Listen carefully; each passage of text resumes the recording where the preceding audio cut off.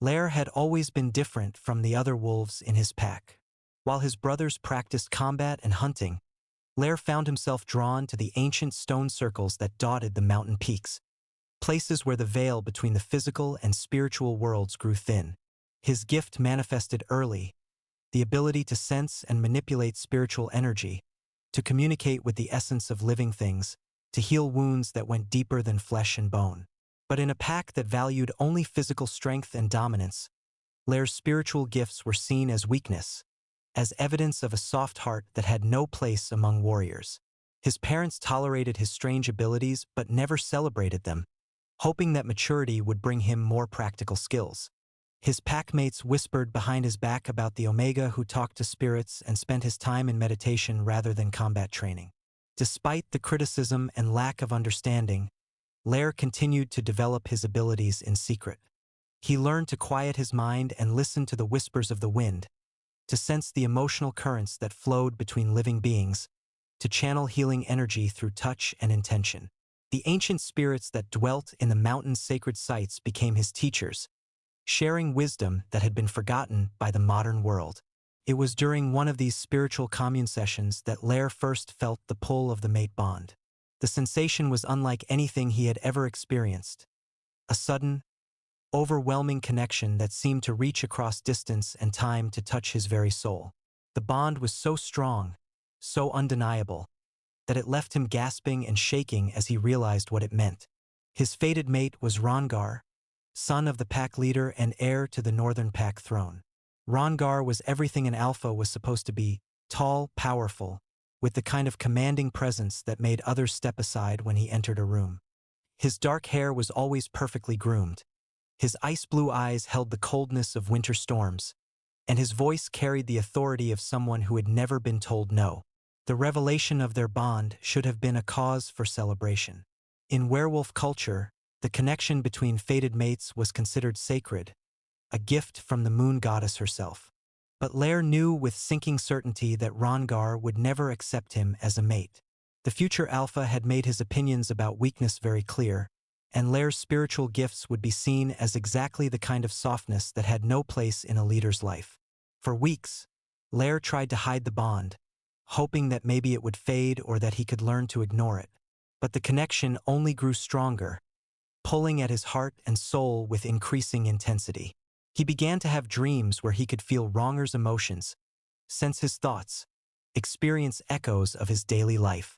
The intimacy was overwhelming and terrifying, especially since he knew it was completely one-sided. The night of bonding arrived with the full moon hanging like a silver coin in the star-scattered sky. This was the ceremony where fated mates would publicly declare their connections and begin the process of formal bonding. The entire pack gathered in the great stone circle at the peak of their highest mountain, their excited voices echoing off the ancient stones. Lair stood at the edge of the circle, his heart hammering against his ribs, as he felt the bond pulling him forward with irresistible force. He had hoped that maybe, in the sacred space of the ceremony, Rongar would feel the connection too and accept what the moon goddess had decreed. Maybe the public nature of the ritual would make it impossible for the alpha to reject him without losing face. The pack elders began the ancient chants, their voices weaving together in harmonies that had been sung for centuries. One by one, mated pairs stepped forward to have their bonds blessed, their connections celebrated by the entire community. The air was thick with magic and emotion, the spiritual energy so intense that Lair could feel it crackling around him like lightning. When his turn came, Lair stepped forward with trembling legs, his eyes fixed on Rongar's face. For a moment, he thought he saw recognition there, a flash of understanding as the alpha felt the bond that connected them.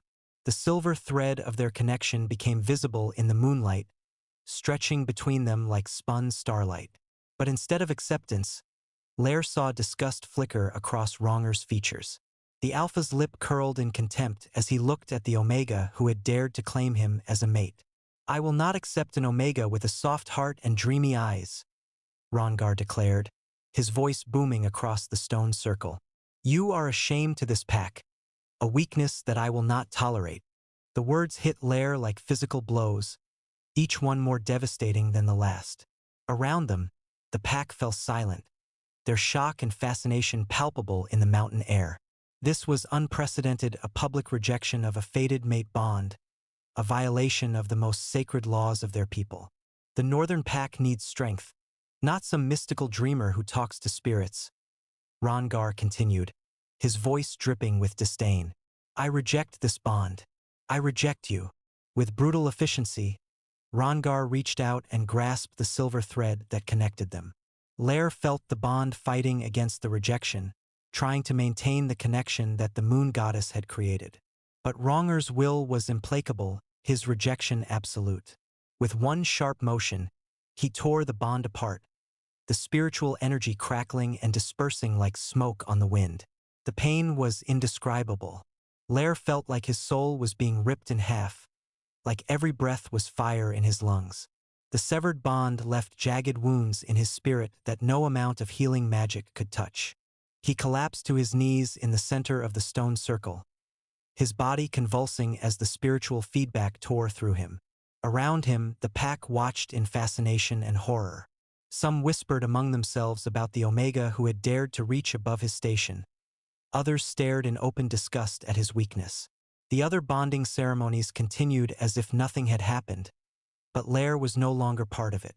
He was nothing, a rejected Omega, a failed mate, a broken thing that had no place among the strong. The days that followed were a blur of shame and isolation. Word of his rejection spread through the pack like wildfire, and everywhere he went, Lair felt the weight of their judgment. The pack council met in emergency session to discuss what to do with him.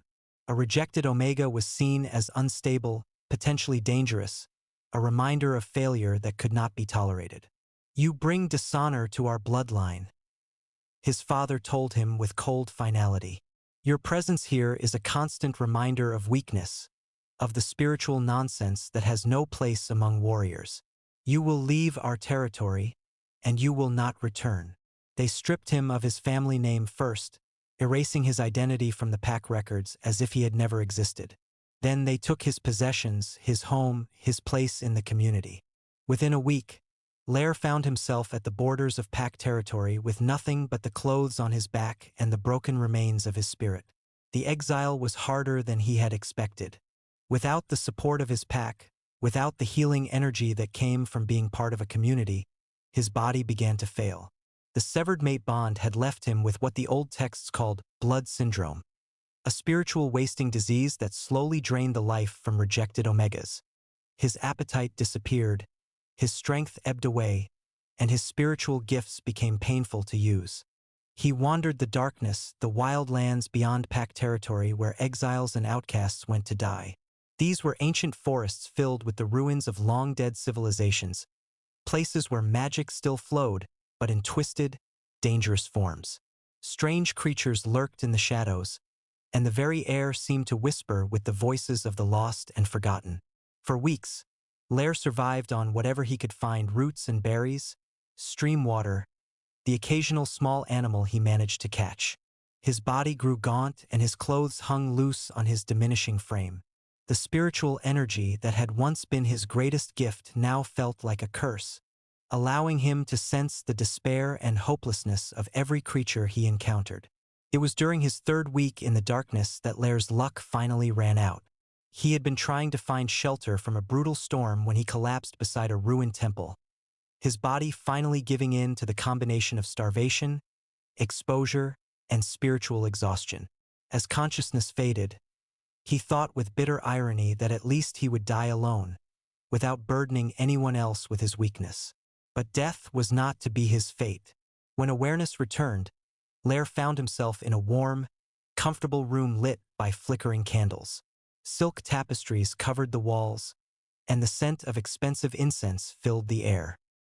He was lying on a soft bed, his body clean and dressed in fine clothing that he had never seen before. "Ah, you're awake," a cultured voice said from the shadows. "I was beginning to worry that I had found you too late." A figure stepped into the light, and Lair's breath caught in his throat.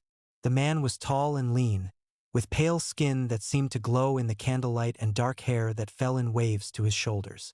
His eyes were the color of old wine, and when he smiled, Lair caught a glimpse of fangs that marked him as something other than human. A vampire. Lair had heard stories of them, ancient creatures who lived in the spaces between life and death, who commanded magic that werewolves could barely comprehend. They were supposed to be monsters, predators who fed on the life force of others. But this one had saved him. "I am Rafael," the vampire said, moving with fluid grace to check the fire in the hearth. "And you, little wolf, are in my home. You're very lucky that my associates found you when they did. Another few hours, and even my healing abilities would not have been enough to save you." Associates. Lair's mind processed the word with growing dread. He had been found by a vampire's servants, brought to a vampire's home, healed by vampire magic. The implications were terrifying. "Why?" Lair's voice came out as barely a whisper, his throat raw from disuse. "Why did you save me?"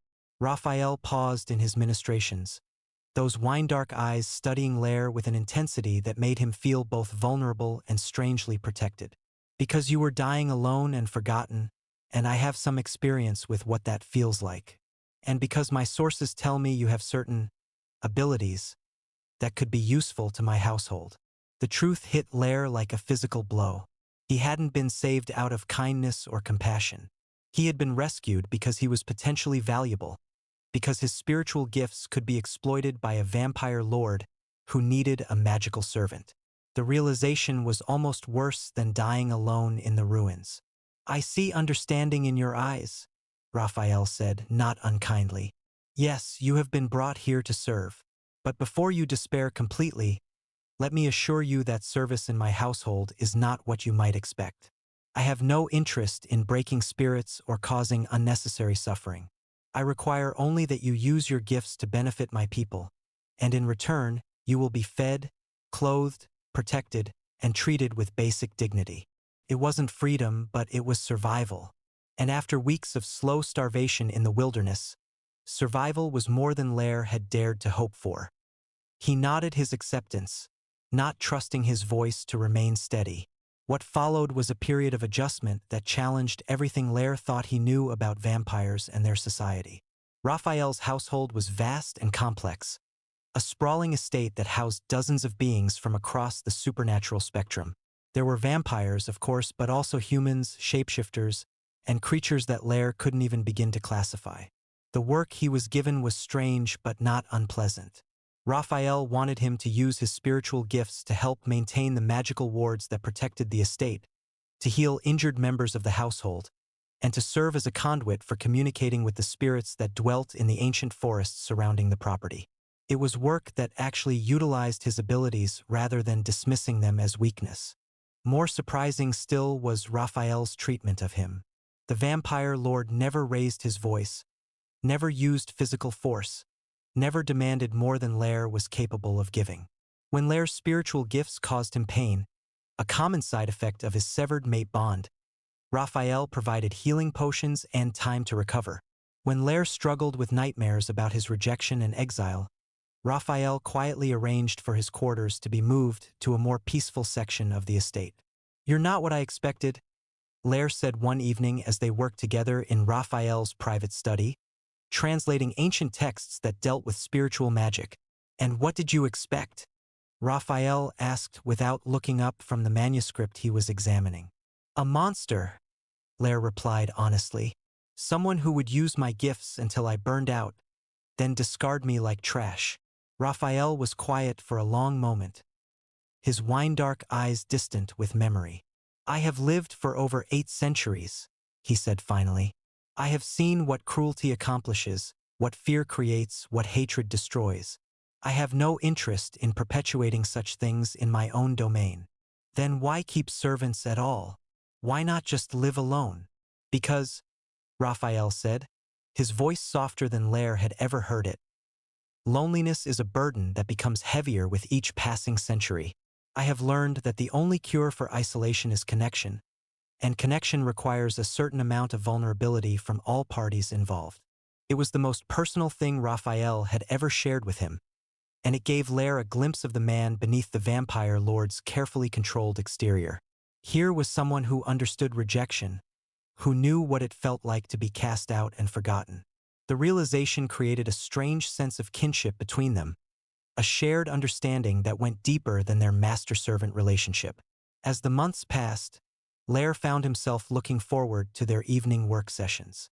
Rafael was intelligent and well-read, with stories that spanned centuries and insights that challenged Lair's understanding of the world.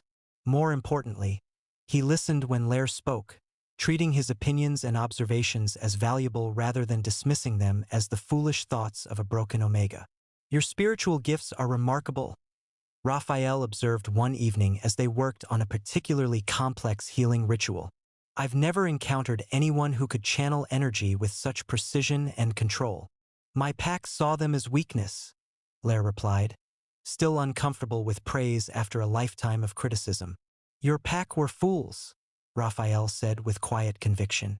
"They cast out their greatest treasure because they lacked the wisdom to recognize its value." The words warmed Lair's heart in ways he hadn't expected. For the first time since his rejection, he began to feel like maybe there was nothing wrong with him. Maybe the problem had been with those who couldn't see his worth. It was during one of their healing sessions that everything changed between them. Lair had been working on a complex ritual to heal a vampire who had been injured in a territorial dispute when the spiritual energy suddenly surged beyond his control. The feedback was intense enough to knock him unconscious, and when he awakened, he found himself in Raphael's private chambers with the vampire lord sitting beside his bed. Genuine concern etched across his features. "How do you feel?"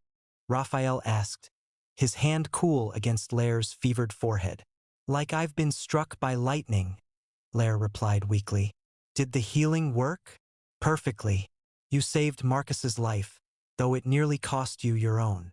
Raphael's expression grew serious. "Lair, the level of power you channeled tonight, it's unlike anything I've seen in centuries. Your spiritual gifts aren't just remarkable, they're unprecedented." "Is that good or bad?" "It's dangerous," Raphael said honestly. "Power like that will attract attention from those who would seek to exploit it. You'll need training, protection, guidance from someone who understands both spiritual magic and the politics of the supernatural world." "Someone like you?" "Someone exactly like me," Raphael confirmed. "If you're willing to trust me with something so precious." The offer was more than Lair had dared to hope for. Instead of just being a servant whose gifts were used until they burned out, he was being offered genuine training and protection. But more than that, he was being offered a chance to develop his abilities to their full potential. "Yes," he said without hesitation. "I trust you." What followed was the most intensive period of magical education Lair had ever experienced. Raphael proved to be a patient and knowledgeable teacher, guiding him through techniques that had been developed over centuries of vampire magical practice. But more than that, he encouraged Lair to explore his own unique gifts, to push the boundaries of what spiritual magic could accomplish. Under Raphael's guidance, Lair's abilities grew exponentially. He learned to heal wounds that conventional medicine couldn't touch, to communicate with spirits across vast distances, to channel energy in ways that could protect entire communities. The spiritual gifts that had made him an outcast among his own people became the foundation for a magical education that few beings in the world could have provided. But it wasn't just Lair's magical abilities that were growing. His relationship with Raphael was evolving in ways that neither of them had expected. The vampire lord's cold, controlled exterior was slowly melting away, revealing a man who was capable of great warmth and genuine affection. The way he looked at Lair was changing, becoming softer, more protective, tinged with something that might have been love. For his part, Lair found himself drawn to Raphael in ways that went far beyond gratitude or respect. The vampire's intelligence fascinated him. His dry humor made him laugh, and his quiet strength made him feel safe in ways he had never experienced. When Raphael touched him during their magical training sessions, Lair felt sparks of connection that had nothing to do with spiritual energy. The realization that he was falling in love with his protector was both thrilling and terrifying. Raphael had saved him, trained him, given him a purpose and a place in the world. But he was also a vampire lord with centuries of experience and power beyond imagination. What could Lair possibly offer someone like that? The answer came during a crisis that threatened to destroy everything they had built together. A group of vampire rebels had infiltrated the estate, seeking to overthrow Rafael and claim his territory for themselves. The attack came at dawn, when most of the household's vampire defenders were at their weakest. Lair was in the garden when the first explosions shook the estate. He rushed toward the main house, his spiritual senses immediately picking up the chaotic swirl of emotions surrounding the conflict. Fear, anger, desperation, and beneath it all, Raphael's familiar presence blazing like a beacon in the darkness. What he found was a battle unlike anything he had ever witnessed. Vampire fought vampire with speed and ferocity that his eyes could barely follow, while magical energies crackled through the air like lightning. At the center of it all stood Raphael, his usual calm demeanor replaced by the deadly grace of a predator defending his territory. But even Raphael's considerable abilities were being overwhelmed by the sheer number of attackers. Lair could see wounds beginning to accumulate on the vampire lord's body, could sense his strength beginning to wane. Without the support of his household defenders, Raphael was going to lose this fight. That was when Lair made a decision that changed everything. Instead of running to safety as any sensible servant would have done, he stepped into the center of the battle and began to channel every ounce of spiritual energy he possessed. The power that flowed through him was unlike anything he had ever experienced, raw, primal, connected to the very essence of life itself. The effect was immediate and overwhelming. The attacking vampires found themselves paralyzed by waves of spiritual energy that disrupted their undead essence, while Raphael and his loyal followers were strengthened and healed by the same power. Lair had become a conduit for the kind of magic that vampires had lost access to centuries ago, the life force energy that could heal the living and repel the undead. When the battle finally ended, the attacking vampires were either dead or fled, and Raphael's household was safe. But Lair had pushed his abilities far beyond their normal limits, and the spiritual feedback had left him unconscious and barely breathing. He awoke 3 days later in Raphael's private chambers, the vampire lord sitting beside his bed with an expression of profound relief and something deeper, something that made Lair's heart race with possibilities. "How do you feel?" Raphael asked, his hand gentle against Lair's cheek. "Like I've been trampled by a herd of buffalo," Lair replied weakly. "But alive. We're all alive. Thanks to you," Raphael said, his voice thick with emotion. "Lair, what you did. You saved us all. You channeled power that should have killed you, put yourself at risk to protect people who aren't even your family." "You are my family," Lair said without thinking, then blushed at his own boldness. "I mean, this place, these people, they're the closest thing to family I've had since my exile.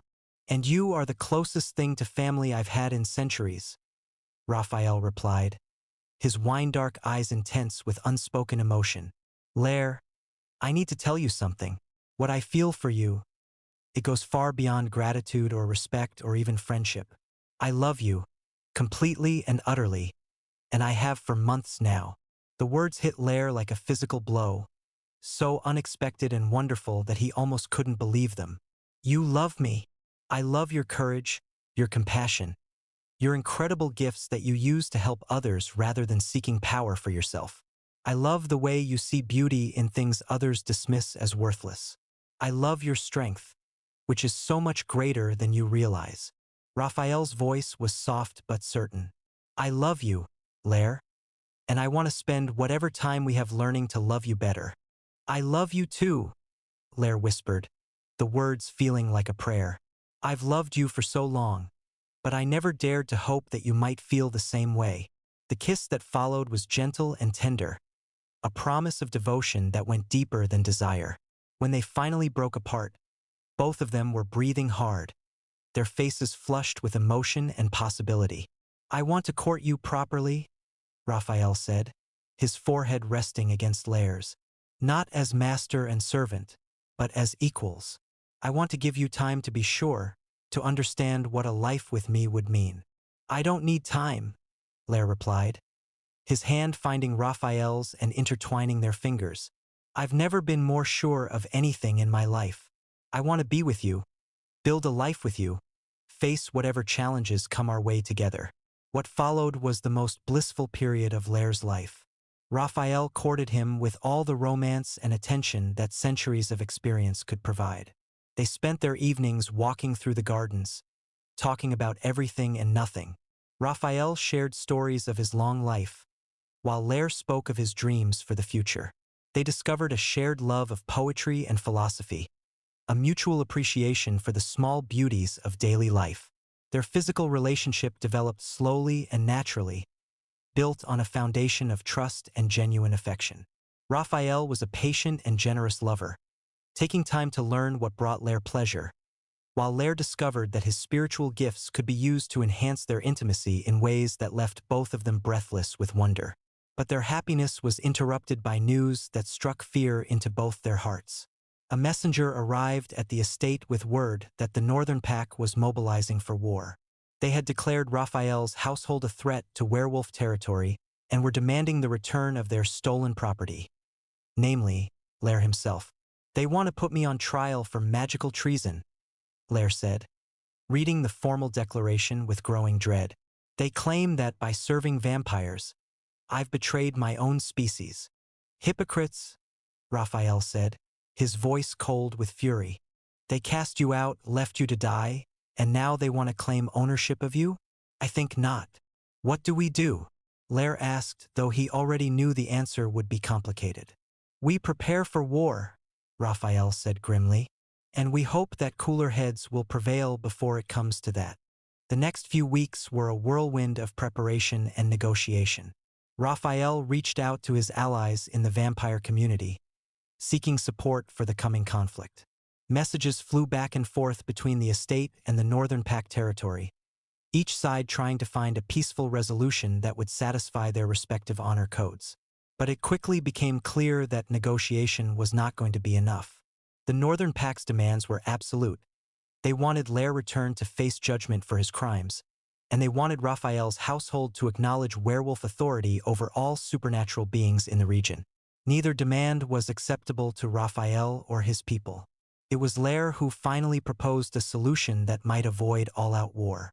"Let me go to them," he said during one of their strategy meetings. "Not as a prisoner, but as an ambassador. Let me speak to the pack as someone who has found a new life, a new purpose, a new family. Maybe I can make them understand that what we've built here isn't a threat to their way of life, but an alternative to it." "Absolutely not," Rafael said immediately. "I won't let you walk into what could be a trap, especially not when their stated goal is to put you on trial for treason. But what if it's our only chance to avoid a war that could destroy everything we've built?" Lair countered. "What if my willingness to face them shows them that I'm not the broken, frightened Omega they cast out, but someone who has found strength and purpose?" The debate continued for hours, but eventually, Rafael was forced to admit that Lair's plan might be their best hope for a peaceful resolution. They would travel to the Northern Pack territory together, but Rafael would wait at the border while Lair went forward to speak with his former people. The journey to the Northern Pack territory was long and difficult, complicated by the need to avoid detection by pack scouts who might attack them on sight. When they finally reached the borders of werewolf land, Lair felt a complex mix of emotions: fear, sadness, and something that might have been nostalgia for the life he had once known. "Are you sure about this?" Rafael asked as they prepared to part ways. "It's not too late to turn back, to find another solution." "I'm sure," Lair replied, though his heart was hammering with anxiety. "This is something I need to do, for both of us. I need to face my past so we can build our future." The kiss Rafael gave him was fierce and desperate, full of love and fear and the promise of reunion. "Be careful," he whispered against Lair's lips. "Come back to me. Always," Lair promised, and then he was walking toward the pack territory, toward a confrontation that would determine the fate of everything he held dear. The Northern Pack had assembled in their great gathering hall, a massive stone structure that could hold the entire population of their territory. As Lair entered, he was struck by how different he felt from the last time he had stood in this place. Then, he had been a broken, rejected Omega with no purpose and no hope. Now, he was a skilled healer, a powerful spiritual magic user, and most importantly, a man who knew his own worth. The pack elders sat in judgment, their faces stern and unforgiving. At their center sat Rongar, now fully grown into his role as pack leader. He looked older, harder, with lines around his eyes that spoke of difficult decisions and heavy responsibilities. When he saw Lair, his expression was unreadable. "Lair of the Northern Pack," the chief elder intoned. "You stand accused of treason against your own kind, of serving enemies of the werewolf people, of betraying the blood that flows in your veins. How do you answer these charges?" "I answer that I am no longer Lair of the Northern Pack," Lair replied, his voice steady and clear. "I am Lair of House Rafael, spiritual healer and magical practitioner. I serve those who value my gifts rather than despise them, and I have found family among beings who see strength where you saw only weakness." A murmur of shock rippled through the assembled pack. This was not the broken, pleading Omega they had expected to see, but a confident man who spoke with authority and conviction. "You admit to serving vampires," another elder accused, "creatures who are natural enemies of our kind." "I admit to serving beings who saved my life when my own people left me to die," Lair corrected. "I admit to using my gifts to heal the wounded, to protect the innocent, to build something beautiful and lasting. If that is treason, then I am guilty as charged." "And what of your loyalty to your pack, to your blood, to your people?" Rongar asked, speaking for the first time since Lair had entered the hall. "What loyalty did my people show me when they cast me out for being different?" Lair countered. "What loyalty did my blood show me when they stripped me of my name and my place? What loyalty did my pack show me when they left me to die alone in the wilderness?" The questions hung in the air like accusations, forcing the assembled wolves to confront the reality of what they had done. Many of them looked uncomfortable, their earlier certainty beginning to waver. "You were weak," Rongar said, but his voice lacked conviction. "You were unsuited for the harsh realities of pack life." "I was different," Lair replied. "And difference is not weakness, Rongar. It's potential. It's the possibility of growth, of change, of becoming something more than what we were before." "And what have you become?" the chief elder demanded. "What has your betrayal of your own kind gained you?" "I have become a healer who can cure diseases that conventional medicine cannot touch," Lair said, his voice growing stronger with each word. "I have become a teacher who helps others discover their own gifts. I have become a protector who can shield entire communities from harm. I have become a man who knows his own worth and refuses to accept less than he deserves." To demonstrate his point, Lair began to channel his spiritual energy, but instead of using it as a weapon, he directed it toward the pack members who were sick or injured. There were many of them, warriors bearing old wounds that had never healed properly, elders suffering from ailments that their healers couldn't treat, young wolves struggling with spiritual imbalances that conventional medicine didn't understand. One by one, Lair touched them with his healing magic, channeling the kind of power that their own traditions had lost centuries ago. The effect was immediate and undeniable. Wounds closed, diseases retreated, spiritual imbalances corrected themselves. The pack watched in amazement as their cast-out Omega displayed abilities that surpassed anything their own healers could accomplish. "This is what you threw away," Lair said quietly, his hands still glowing with residual healing energy. "This is what you saw as weakness. Not the inability to fight, but the ability to heal. Not the failure to dominate, but the power to serve. Not the shame of being different, but the gift of being unique." The silence that followed was profound. Even the most hardened pack warriors were forced to confront the reality of what they had lost when they cast out one of their most gifted members. Some looked ashamed, others confused, a few openly regretful.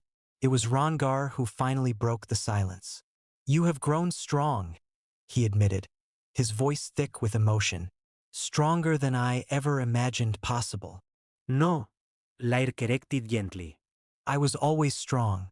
I just needed to find people who could see that strength for what it was." "I was wrong," Rongar said suddenly, the words seeming to tear themselves from his throat. "I was wrong to reject you, wrong to cast you out, wrong to see your gifts as weakness. I was afraid, Lair. Afraid of what accepting you would mean. afraid of what others would think, afraid of appearing weak myself. I know, Lair said, and his voice was full of compassion rather than accusation. I can feel your regret, your loneliness, your realization of what you lost. But I can't go back, Rongar. I can't pretend that what happened didn't happen, or that I haven't found something better than what we had. The vampire, Rongar said, his voice heavy with understanding. You love him. I do, Lair replied without hesitation. I love him completely and utterly, and he loves me the same way.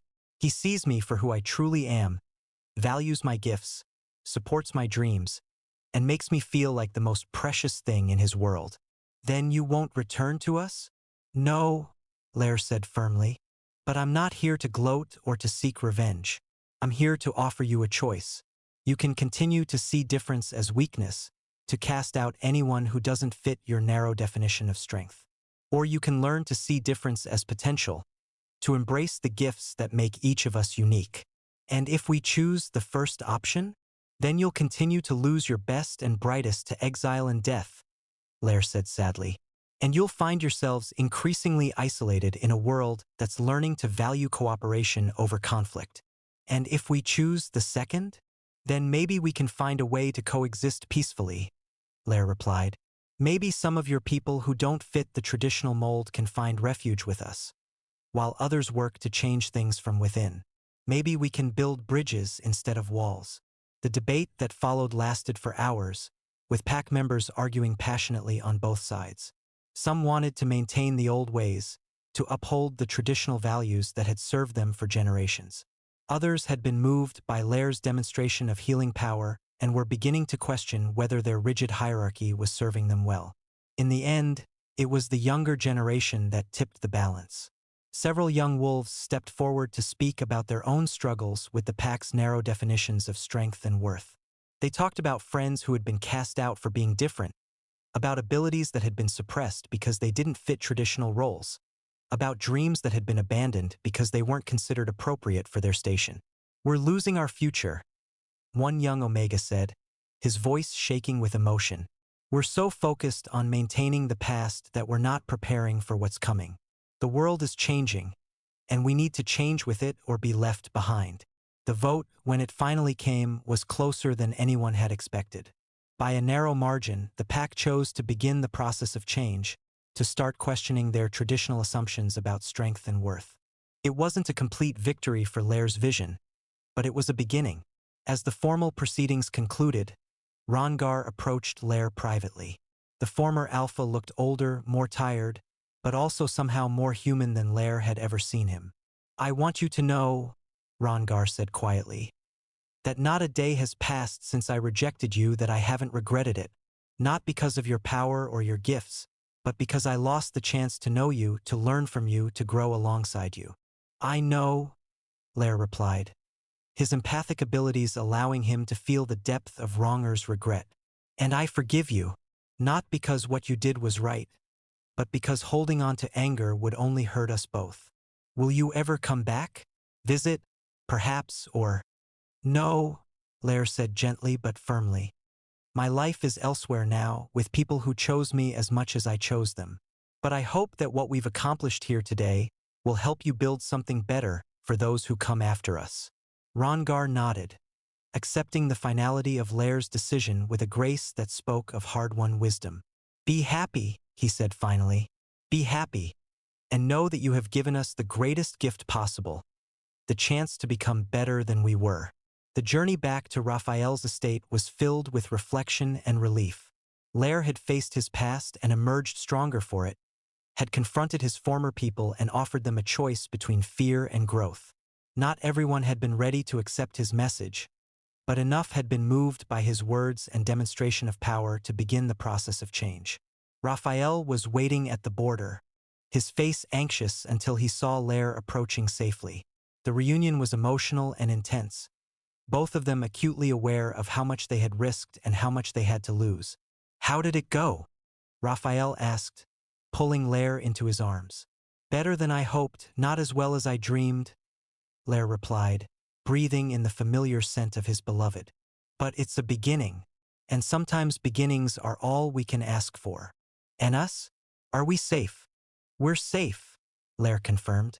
The pack has agreed to leave us in peace, and some of their young people may even come to us seeking a different way of life.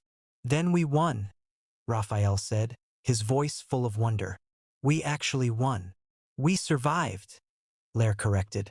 We built something worth protecting, and we found the strength to defend it without destroying ourselves in the process. The months that followed were filled with new challenges and opportunities. True to Lair's prediction, several young wolves from the northern pack sought refuge at Rafael's estate, looking for a place where their unique gifts would be valued rather than suppressed. The household grew and evolved, becoming a true sanctuary for those who didn't fit into traditional supernatural society. But perhaps the most significant development was the arrival of a small child who would change their lives in ways they never expected. The boy was found at their gates one morning, a young shapeshifter whose mixed heritage made him unwelcome in any traditional community. He was perhaps 6 years old, with the kind of wide, frightened eyes that spoke of abandonment and abuse. "What's your name?" Lair asked gently, kneeling down to the child's level. "Kai," the boy whispered, his voice barely audible. "They said I was wrong, that I shouldn't exist." "Well, they were wrong about that," Lair said firmly, his heart breaking for this child who had already experienced so much rejection. "You exist, you're here, and you're perfect exactly as you are." The decision to take Kai in was immediate and unanimous. Both Lair and Rafael had experienced the pain of being cast out for being different, and they were determined to give this child the acceptance and love that they had been denied in their own youths. "We're going to be fathers," Rafael said that night as they tucked Kai into bed in what had once been a guest room but was now being converted into a proper child's bedroom. "We are," Lair agreed, his heart full of joy and purpose. "And we're going to make sure he knows every day that he's wanted, that he's loved, that his differences make him special rather than wrong." Kai proved to be a remarkable child, intelligent and curious despite his traumatic early experiences. His shape-shifting abilities were indeed unusual. Instead of taking a single animal form like most of his kind, he could shift into several different creatures, each one reflecting a different aspect of his mixed heritage. Under Lair and Raphael's careful guidance, he learned to see his unique gifts as advantages rather than curses. "Papa Lair," Kai said one evening as they worked together in the garden, using his shape-shifting abilities to help tend to plants that required different types of care. "Why do some people think being different is bad? Because they're afraid?" Lair replied, watching with pride as his adopted son shifted effortlessly between forms to care for different types of plants. "They're afraid of things they don't understand, afraid of change, afraid of admitting that maybe their way isn't the only way. But being different is what makes us special, right?" "Right?" Lair confirmed, ruffling the boy's hair affectionately. "Being different is what gives us our gifts, our perspective, our ability to see solutions that others miss. Like how you could heal people when nobody else could?" "Exactly like that," Lair said with a smile. "And like how you can take care of plants that need different types of attention. Your differences aren't problems to be solved. They're gifts to be celebrated." As Kai grew and thrived under their care, Lair and Raphael began to realize that their little family had the potential to be something even greater. Other outcasts and refugees were finding their way to the estate, drawn by stories of a place where differences were celebrated rather than condemned. They were accidentally creating a community, a sanctuary, a new model for how supernatural beings could live together. "We should formalize this," Raphael said one evening as they watched Kai playing with several other young outcasts who had found their way to the estate. "Create an official school, a place where beings like us can learn to use their gifts without fear of persecution." "The School of Interracial Unity," Lair mused, the name coming to him as if it had always been waiting to be spoken. "A place where differences are seen as strengths, where cooperation is valued over competition, where love is more important than power." "You like the idea?" "I love it," Lair said, leaning into Raphael's embrace. "I love the idea of turning our personal happiness into something that can help others find their own paths to acceptance and belonging." The establishment of the school was a massive undertaking that required months of planning and preparation. They needed to create curriculum that would serve students from dozens of different supernatural traditions, find teachers who could work with beings whose gifts varied wildly, and establish a governance structure that would allow their diverse community to function peacefully. But perhaps the most important aspect of the school was its founding philosophy, which Lair and Rafael developed together based on their own experiences of rejection and redemption. The core principle was simple but revolutionary. Every being had inherent worth that was not dependent on their ability to conform to traditional expectations. Differences were not problems to be solved, but gifts to be nurtured. Love was more powerful than fear, acceptance more valuable than dominance, cooperation more effective than competition. The school opened its doors 3 years after Lair's confrontation with the Northern Pack, and the response was overwhelming. Students arrived from across the supernatural world, young vampires who had been cast out for showing too much compassion, werewolves whose gifts didn't fit traditional roles, shapeshifters with unusual abilities, and beings of mixed heritage who had never found acceptance in pure-blood communities. "Look at what we've built," Rafael said one evening as they stood on the balcony of their private quarters, watching students from dozens of different species working together in the gardens below. "When I first found you dying in those ruins, I never imagined we would create something like this. When I was cast out from my pack, I thought my life was over," Lair replied, his hand finding Raphael's and intertwining their fingers. "I thought I would die alone and forgotten, that my gifts would be wasted, that I would never find love or purpose or belonging. And now I know that sometimes our greatest disasters become our greatest blessings," Lair said, turning to face the vampire he loved with all his heart. "If Rongar hadn't rejected me, I never would have found you. If I hadn't been exiled, I never would have discovered my true potential. If we hadn't been forced to fight for our right to exist, we never would have created this sanctuary for others." "The rejected Omega and the lonely vampire," Raphael said with a smile that held centuries of love and devotion.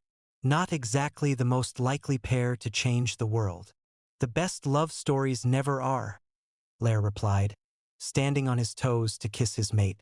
"The best love stories are about finding someone who sees your worth when no one else can, who believes in your dreams when they seem impossible, who stands by your side when the whole world tells you you're wrong." As they kissed under the starlit sky, surrounded by the sounds of their thriving community, both of them knew that they had found something precious beyond measure. Not just love, though their love was deep and true, but purpose. They had taken their pain and transformed it into healing, had turned their rejection into acceptance, had built something beautiful and lasting from the ashes of their former lives. The school continued to grow and evolve, becoming a beacon of hope for outcasts and misfits throughout the supernatural world. Students graduated and went on to create their own communities, spreading the message that differences were to be celebrated rather than feared. The model they had created began to be replicated in other regions, as more and more beings discovered that there was another way to live. Kai grew into a confident young man whose unique abilities made him an ideal ambassador between different supernatural communities.